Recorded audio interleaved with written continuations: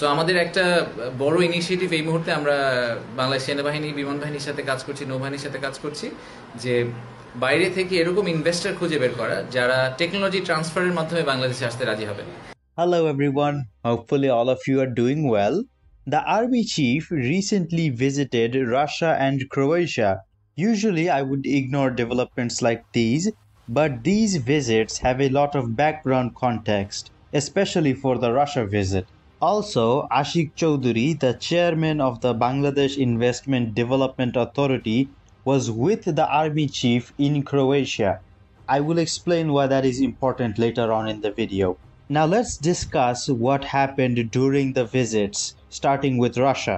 The army chief visited Kalashnikov's factory and headquarters and tested various firearms, with two of them being mention-worthy, the AK-15 and the RPL-7. Let's talk about the AK-15 first. Those of you who have watched my in-depth analysis video about Bangladesh's upcoming standard issue rifle, where I compare specifications of 3 candidate rifles, will know that out of all the other rifles, the AK-15 is the most likely to be chosen by the Bangladesh Army for various reasons that I mentioned in the video.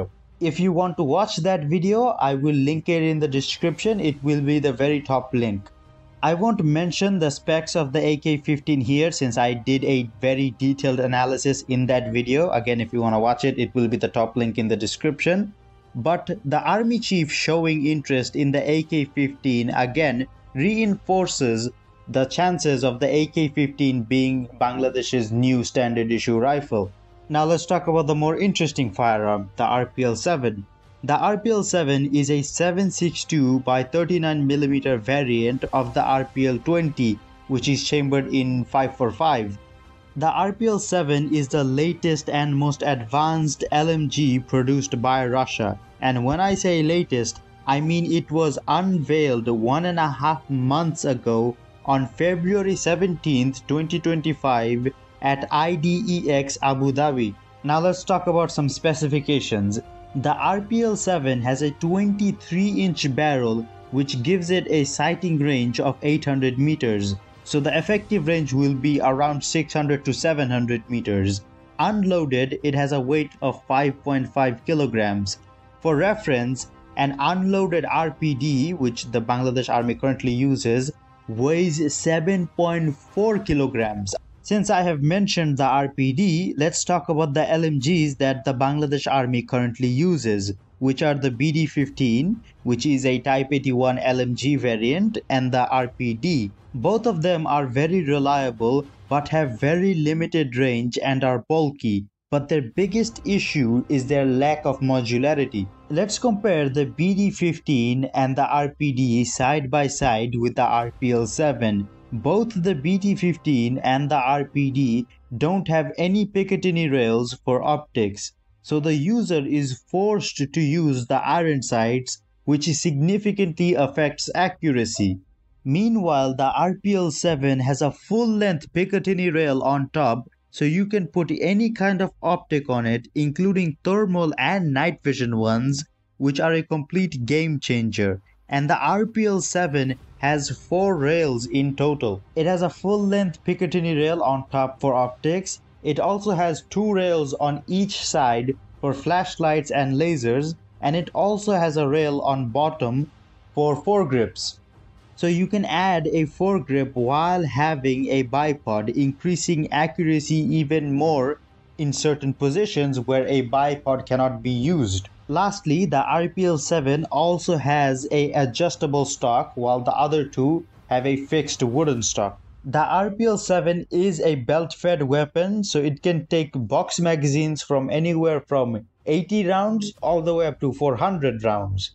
It has a fire rate of 600 rounds per minute.